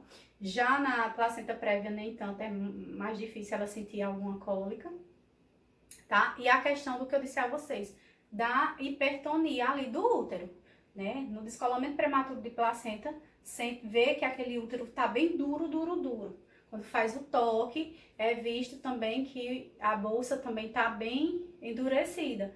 E já na placenta prévia, não ocorre isso, não ocorre essa parte de enrijecer, de endurecer o útero, não, viu? E nem aqui também a mulher, ela entra em trabalho de parto, não.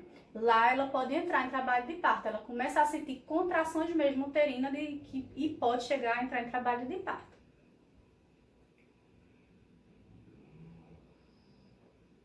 Sim, se for visto que ela tá com placenta prévia, o exame de toque não é indicado, tá? Então não pode fazer exame de toque nessa mulher. Se fizer exame de toque, pode agravar o quadro, essa mulher pode começar a sangrar e não parar.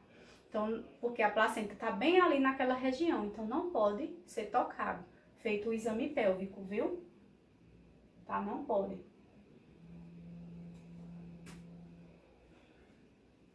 E o tratamento, minha gente, vai ser de acordo com sangramento dessa mulher, como é que tá ali as condições de saúde dela e do feto. Então, vai ser feita essa avaliação para ver qual a melhor forma de tratar, tá bom? Então, do quanto, sim, se o parto tá perto, se ela já tá perto de parir, então tudo isso é visto.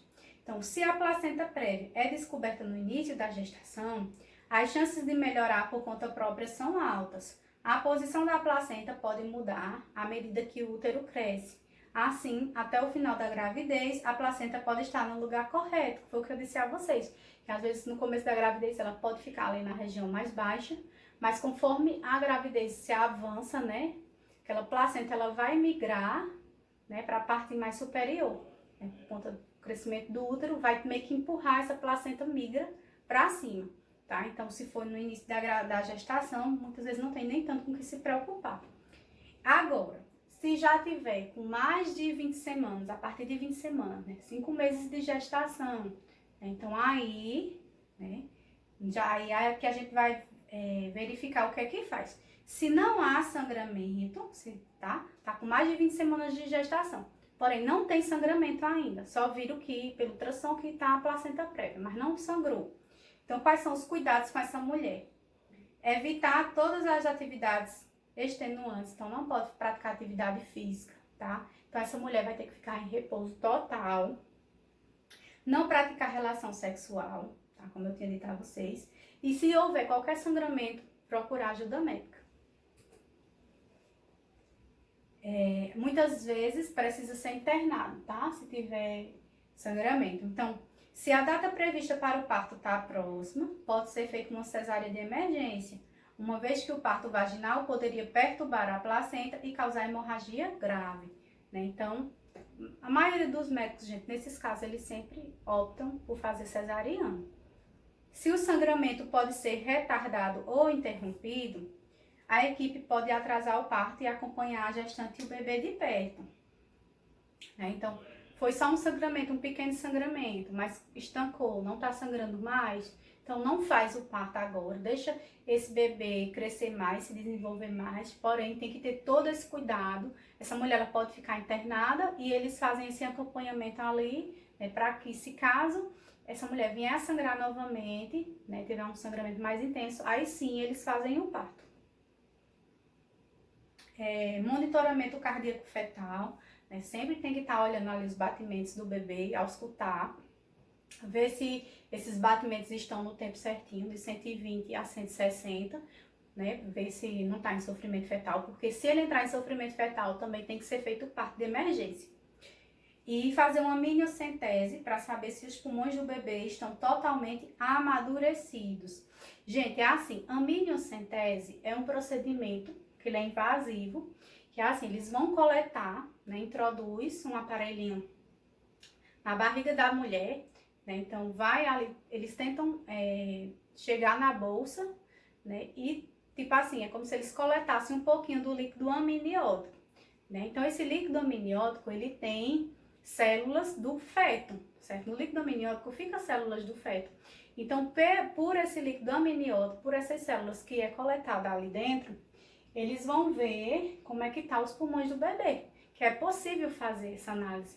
Então, por aí para ver o nível de amadurecimento dos pulmões do bebê. Então, se eles verem que já está em um amadurecimento, que dá para retirar esse bebê, que se tirar esse bebê ele vai sobreviver, aí eles fazem esse parto. Então, muitas vezes eles fazem essa miniocentese, tá? Então, é isso, é coletar do líquido amniótico ali para avaliar as células que tem ali para ver se o bebê já está com o pulmãozinho amadurecido. Então, muitas vezes essa mulher, quando é descoberto que ela já tem placenta prévia e que tem algum tipo de sangramento, eles, do mesmo jeito do descolamento prematuro, eles já passam corticoide para essa mulher tomar para amadurecer, já ir amadurecendo ali os pulmões, tá? Sim, pode ser feito também transfusão, caso ela perca muito sangue, certo? Medicamento. Sim, que eu já tinha acabado, né, de falar, caso a gestante não esteja perto de sua data provável de parto. Tá bom? Isso eu já tinha falado. Pronto. E agora a gente vai falar do último probleminha, né, do quinto problema, como eu disse a vocês, que eu trouxe 5, que é sobre o aborto espontâneo, tá? Então, gente, o aborto espontâneo, como o próprio nome já diz, né? Então, é aquele aborto que não é por vontade da mulher, né? É algo que ocorre ali no corpo dela, não é algo provocado, que é o contrário, né, do aborto provocado. Esse é o aborto espontâneo, né, que o próprio corpo expulsou o feto, certo? Então, é um tipo de problema que acontece, né, com muita frequência, principalmente naquelas mulheres que engravidam com idade mais avançada, tá? Vocês vão ver mais pra frente que influencia bastante essa questão da idade. Então, quanto mais, vamos dizer assim, tem a idade mais avançada, mais chance essa mulher tem de ter um aborto espontâneo, certo? Lembrando, gente, que o aborto espontâneo, ele só é considerado aborto se essa mulher, essa perca dessa gravidez, for antes das 20 semanas de gestação, tá? Então, se for até 20 semanas de gestação e esse fetozinho pesar menos de meio quilo, aí é considerado aborto. Se essa mulher, ela perde esse bebê, mesmo que de forma espontânea, tá? Perde esse bebê com mais de 20 semanas de gestação e pesando mais que 500 gramas, a gente não considera um aborto, a gente considera óbito fetal. Então, é diferente, tá? Então, vocês têm que saber disso. Até 20 semanas de gestação é aborto, e se esse feto pesar menos de 500 gramas, meio quilo. Se pesar mais de meio quilo e tiver com mais de 20 semanas, não é aborto, é óbito fetal, certo? Óbito fetal. E quando essa criança, digamos, nasça, então óbito fetal seria até o final da gestação, tá? Então, depois de 20 semanas até o final da gestação, se esse feto nasça morto, independente da idade gestacional dele, sendo mais de 20 semanas, é um óbito fetal. Agora, se nasce vivo e depois morre, aí a gente fala que é um óbito neonatal, tá bom? Então, é só para vocês saberem disso. Sim, a maioria dos abortos espontâneos ocorre porque o feto não está se desenvolvendo normalmente, né? Então, por algum motivo, não está havendo um desenvolvimento normal ali desse feto, então ele acaba sendo expulso, tá? É a complicação mais comum da gravidez precoce. Então, aquelas mulheres que tá no início da gestação, né, é o problema que mais acontece, é o aborto espontâneo. Tem muita mulher que perde o bebê, aborta esse feto e às vezes nem sabia que estava grávida, né? Às vezes tem aquele aborto e nem sabia que estava grávida, né? Quando ocorre muito no comecinho da gestação, que é mais comum, né?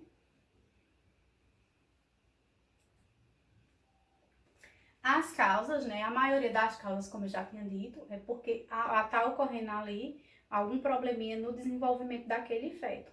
Então, tá ocorrendo esse problema e o organismo vai e expulsa, tá? Mas quais são as causas, assim, vamos dizer assim, o que é que mais ocasiona, né, fatores de risco, vamos dizer assim, para essa mulher vir a abortar, ter um aborto espontâneo, tá? Então, primeiro aqui, que é a parte que do próprio organismo, né, que é um óbito embrionário. Então, o embrião se formou, tudo direitinho ali, só que depois aquele embrião morre. Então, quando ele morre, é como ali, tem o embrião lá dentro, né, se fizer a ultrassom, vai ver aquele embrião, porém, mas ele parou de se desenvolver. Aí é quando ocorre o aborto espontâneo, né, quando o corpo expulsa.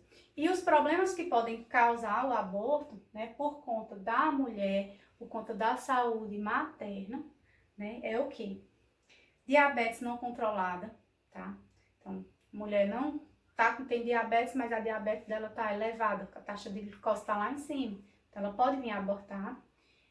Infecções, né? Então, muitas infecções, principalmente a infecção urinária, como já tinha dito a vocês em outras aulas. Infecção urinária, assim, causa, né, um risco muito grande da mulher vir a sofrer um aborto, tá? Então, aquelas infecções não curadas. Problemas hormonais, né? Então, tá com algum problema ali nas taxas hormonais, né? Na progesterona, a progesterona tá diminuída, né? Porque durante a gestação, essa progesterona, ela tem que se elevar, ela tem que aumentar. Então, ela aumenta para poder deixar ali o endométrio propício ao desenvolvimento desse feto. Então, se essa progesterona, por algum motivo, essa progesterona diminui, então aquele feto que está ali dentro, ele não vai conseguir se desenvolver, né? Porque o hormônio principal não está em pequena quantidade. Aí essa mulher vai acabar abortando, tá? Problemas no útero ou colo do útero, né? Então, mulheres que têm alguma malformação ali do útero, né? Também pode ocorrer uma endometriose ou problema ali de ovários policísticos também, né? Que já é na parte do ovário. Então, existem alguns problemas ali da região pélvica, do aparelho reprodutor, que pode causar esse aborto espontâneo. Doenças da tireoide, tá? Então, problemas na tireoide também, porque altera toda a função também hormonal. Trombofilias, né? Então, aquelas mulheres que têm problema de trombose, né? Algum tipo de problema de trombose, já desenvolver trombose, né? Problemas de circulação sanguínea, tem um maior risco também de vir a ter um aborto espontâneo. Porque mexe com toda a questão circulatória, né? E as causas, né, minha gente? Então, assim, como aqui é uma observação que eu já tinha dito a vocês, ó, mulheres com mais de 35 anos de idade têm um maior risco de aborto do que as mulheres mais jovens. Então, essa questão da idade influencia muito na questão do aborto. Aos 35 anos, você tem um risco de 20% maior. Então, se você for comparar com a mulher com idade, com a mulher mais jovem, a mulher a partir dos 35 anos tem 20% de chance de vir a abortar. Já as com 40 anos, o risco é de cerca de 40% maior, tá? Olha só a diferença. E se tiver com 45, pode chegar a 80%. Né? Então, a mulher que tem mais de 40 anos, já é mais difícil, vamos dizer assim, segurar uma gestação. E a questão da idade, não é só a idade materna, não. A idade paterna também influencia, né? Já foi feito estudos que viram também que homens mais velhos também podem também ter a maior predisposição àquela mulher perder também o bebê, né? Por conta do espermatozoide que aquele homem liberou, né? Aquele homem que também tem uma idade mais avançada, né? Que a gente fala assim, o homem, ele, enquanto ele tá vivo, ele pode ser pai, né? Mas tem muito essa questão também, né? Os espermatozoides mais envelhecidos, vamos dizer assim, também podem influenciar nessa parte do aborto, a mulher vir a abortar. Abortos anteriores também, tá? Então, aquelas mulheres que já tiveram 2 abortos ou mais, elas têm um maior risco de ter novamente um aborto. Então, quando isso acontece, né, tem que ser investigada as causas dessa mulher ter tanto aborto. Investigar, provavelmente ela vai ter alguma malformação uterina. Ou então, algum problema ali no hormonal. Então, tem que ser feita essa investigação. E os vícios, né, gente? Fumo, álcool e drogas, né? Então, esse tipo de vício, né, essas drogas ilícitas, né, como cigarro, a bebida alcoólica também, vai influenciar também essa mulher ter um aborto, tá? A questão também, minha gente, do fator emocional. Então, mulheres com alto nível de estresse, de ansiedade, de medo, né, de preocupação, também elas estão mais propensas a terem um aborto. Essa questão emocional também mexe bastante. E também o aborto ele pode ser provocado por causas exteriores e traumáticas, né, que é aquele trauma mecânico também. A questão do, que eu já tinha citado até no descolamento prematuro de placenta, né? A questão de um acidente. Então, por exemplo, um acidente automobilístico, né? Que ocorreu um impacto ali, uma pancada ali na região, ou uma queda de uma escada, né? Algo do tipo, algum tipo de trauma, né? Que machucou, que ocasionou um impacto muito grande ali na região. E quais são os sintomas, né, gente? Então, o principal sintoma do aborto espontâneo vai ser o sangramento, né? Então, o sangramento que pode ser com ou sem dor, né? Vai depender muito da idade gestacional que essa mulher esteja. Então, normalmente, aquela mulher que está no início da gravidez, às vezes ela não vai sentir nada. Pode sentir, no máximo, uma leve cólicazinha. Agora, já as mulheres que já estão, vamos dizer assim, no estágio mais avançado, a criança já está maiorzinha, né, já perto ali das 20 semanas de gestação, o o feto já vai estar maiorzinho. Aí ela pode vir a sentir dores, né? Porque são as contrações que o útero faz para expulsar, né? Leve a intensa dor lombar, certo? Então, pode também sentir a dor nas costas. Toda dor, minha gente, que a gente pode vir a sentir na nossa região pélvica, ela pode irradiar ali para as costas, para a região lombar. Então, até problemas de ovário, que a gente vem a ter, a gente pode sentir dor nas costas também, irradia para as costas, viu? Um coágulo de sangue ou um jato de líquido claro ou rosa que passa pela vagina. Então, a questão também que às vezes, como tá muito pequenininho, né, aquele feto, pode acontecer, né, de ver só aquele coágulo de sangue ou ver essa questão do líquido, ele mais claro ou mais rosado. Aí pode sentir isso, tá? Então, tipicamente, os sintomas de um aborto espontâneo tendem a piorar conforme ele progride. Então, pequenos sangramentos se transformam em um sangramento mais intenso e cólicas começam a se tornar mais fortes, né? Então, dependendo ali do tamanho daquele feto, né? Então, pode começar menos intenso e ir aumentando a intensidade, tanto a dor quanto o sangramento, tá bom?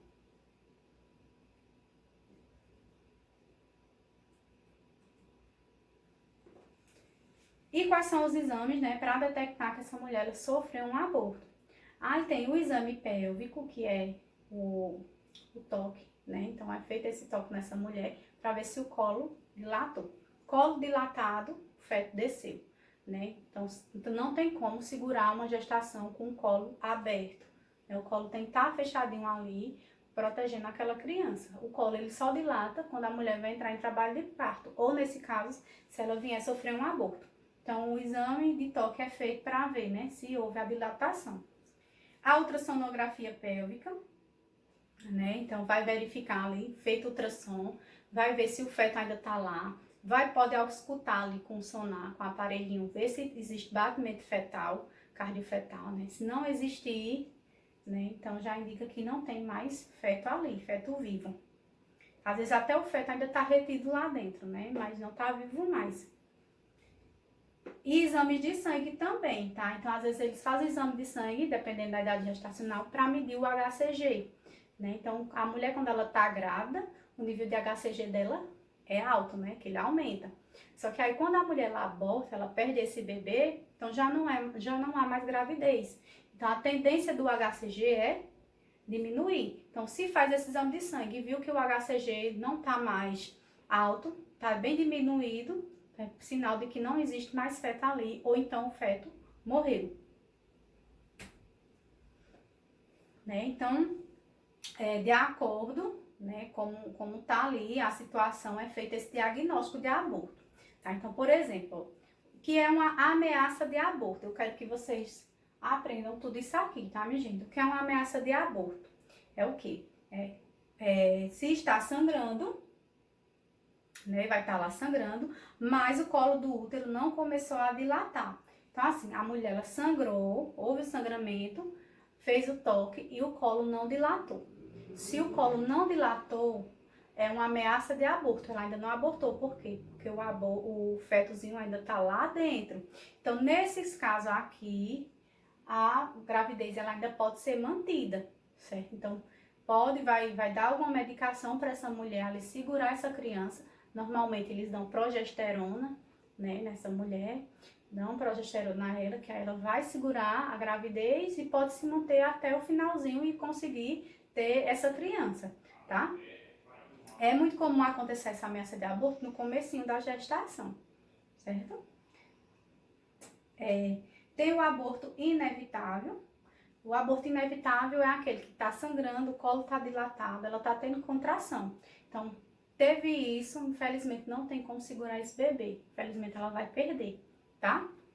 Tem o aborto incompleto, que é aquele aborto que a mulher, ela elimina alguma parte ali do feto ou placenta, o que for, mas ficou retida alguma coisa lá dentro ainda, né? Então, ficou retido, não saiu tudo. Aí é o que a gente chama de aborto incompleto, tá bom? Aí tem que ser tirado depois, tá? Que eu vou dizer pra vocês como é que faz pra retirar.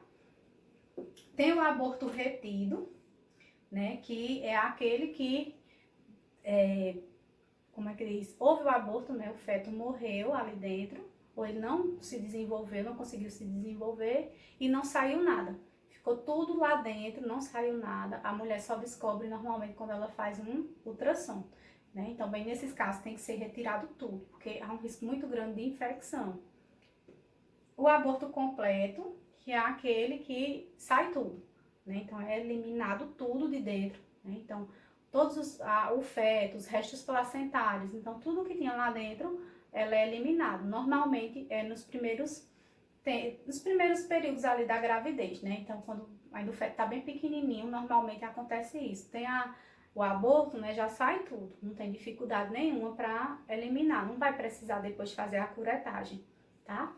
E o aborto séptico é aquele que causa uma infecção no útero, né? Então, por algum motivo, ocorreu uma infecção e essa mulher evoluiu para uma infecção grave, tá? Porque existe atendimento, tem que fazer um atendimento imediato, porque é um risco muito grande para essa mulher quando ela chega a esse nível de aborto séptico. Normalmente é quando a mulher ela perde e fica dentro, né? Ou feto, ou resto placentário e não foi tirado e vai causar uma infecção, né? Aquilo ali vai apodrecer lá dentro do útero e vai ocasionar uma infecção que vai evoluir para um aborto séptico, tá? Às vezes acontece também isso aqui quando ela faz aborto ilegal, né? Que é aquele aborto em casa, toma alguma coisa, alguma medicação para abortar, que não é o caso que a gente tá falando de aborto espontâneo, mas é muito comum acontecer aborto séptico, aquelas mulheres que provocam o aborto, né? Às vezes fica retido partes, às vezes a criança é muito grande, né? E não sai tudo, aí não vai procurar ajuda para fazer essa coleta total, né? Retirar o que ficou lá dentro e acaba causando essa infecção. Pronto, aí aqui no tratamento, se a mulher ela tá com ameaça de aborto, que foi aquele primeiro caso que eu falei, né? Sangrou, mas o colo ainda tá fechadinho. Então o médico vai indicar repouso e vai passar uma medicação para segurar, tá? Nesse período, né, vai ter que se evitar o exercício e sexo, tá? Não vai poder ter relação sexual nesse período, tá? Também para poder diminuir o risco de aborto. Depois, quando vê que passou esse risco de aborto, aí volta à rotina normal. Nesse período, evitar ter relações sexuais ou colocar qualquer coisa. Sim, a mulher que sofreu um aborto, ela, a princípio, ela vai ter que, mais ou menos 2 semanas após o aborto, ela não pode ter relação sexual, nem pode colocar nada dentro da vagina, tá? Porque o colo do útero está dilatado, então o risco de infecção ainda é grande. Então, no mínimo, minha gente, 2 semanas. Muitas vezes o profissional ele indica que a mulher fique como se fosse um resguardo normal, né? Um puerpério normal de 42 dias. Mas, no mínimo, 2 semanas já é suficiente, tá? Sem ter relação sexual e sem colocar nada dentro da vagina, porque ainda tem um risco de infecção, porque o colo do útero está aberto. Sim, um exame de ultrassonografia irá determinar se o embrião morreu ou se ele nunca se formou, né? E o resultado positivo significa que o aborto certamente vai ocorrer. Então, fez o ultrassom, tem um feto lá dentro, porém não está se movimentando, já morreu, tá? Ou então ele não parou de se desenvolver, então já sabe que tem que ser feito, que o aborto vai ocorrer, tá? Então, o tratamento, ele vai ter algumas opções, tá? Então, tem a conduta expectante, que é aquela que a mulher, ela não tem sintoma nenhum de infecção, tá? Ela tá bem, porém o feto morreu, tá? Ela tá bem, então vai deixar que esse aborto ocorra de forma natural. Então ele vai deixar o próprio corpo da mulher expulsar o feto e os restos fetais. Tudo que tiver ali a mulher vai expulsar de forma natural. É o que a gente chama de conduta expectante, tá? Aí nós temos também o tratamento médico. Tá? O tratamento médico é para aquelas mulheres que também estão bem, porém quer acelerar mais um pouco essa parte de expulsão. Aí o médico ele vai passar uma medicação que vai acelerar, né, essa expulsão. Então, medicamentos que é colocado, né, ela vai tomar oralmente e também pode ser colocado lá dentro da vagina da mulher, dentro do colo do útero. né? Normalmente eles colocam misoprostol, tá? Que ele ativa ali as contrações e essa mulher ela vai acabar expulsando, tá? Tem o tratamento cirúrgico, que o cirúrgico é o que mais ocorre quando fica feto retido ou resto de placenta, restos fetais, o que fica lá dentro, né? Normalmente é quando fica retido, alguma coisa é muito feito, né? Realizado demais essa parte de tratamento cirúrgico, que é a dilatação e curetagem. Então, a mulher abortou, né? Não conseguiu eliminar normalmente, então é feito a dilatação desse colo do útero. E o profissional, né, com um aparelhinho vai fazer toda a raspagem, né, do útero todinho para remover tudo que tem lá dentro. Então, tudo que tiver de restos vai ter que ser removido. Feita é como se fosse uma raspagem mesmo. Então, tira tudo, né? Tem que ser feito para remover tudo, porque corre o risco dessa mulher vir desenvolver infecção, né? Se ficar qualquer restinho ali dentro. É o que a gente chama, né, de curetagem, dilatação e curetagem. Então, é o tratamento cirúrgico, tá bom? E tem também a aspiração manual intrauterina, que é o AMIO, tá? Que é a aspiração manual. Como é isso? É introduzido um tubozinho dentro do útero da mulher, né? Pelo colo do útero. E vai ser aspirado, né? Como se fosse ali um aspirador. Não tem aspirador normal, aspirador de pó. Pronto, é um tubozinho, coloca lá dentro e na ponta dele tem o aspirador, é conectado a um aspirador. Então, esse aspirador, ele vai aspirar tudo que tem lá dentro, tá? Então, ele vai sugar, né? Como se fosse por sucção. Vai sugar tudo que tem lá dentro do útero, ele vai puxar para fora. Aí, nesse caso, não precisa dilatar o colo, tá? Pelo próprio canozinho, tubozinho que é colocado, não precisa fazer essa dilatação do colo, não. Ao contrário da curetagem, tá? A curetagem esse colo tem que ser dilatado primeiro, né? Ele vai abrir para poder ser feito a curetagem. A raspagem aqui não. Só introduz o tubozinho, parece uma sonda, e ele é conectado ao aspirador que aspira tudo ali dentro, tá?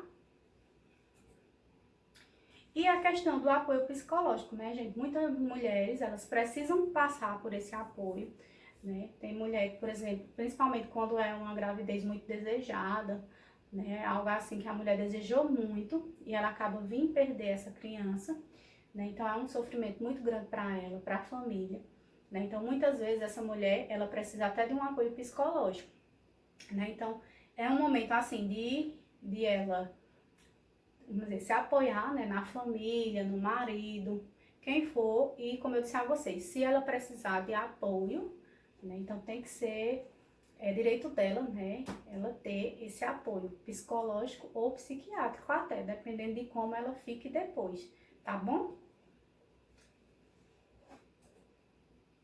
Pronto, e é isso, terminamos nossa aula, né, foi um pouco longa também, a gente falou de 5 assuntos diferentes, né? Então, espero que vocês tenham gostado, viu? E a gente se vê pra gente tirar nossas dúvidas, tá bom? Beijos, fiquem com Deus, gente!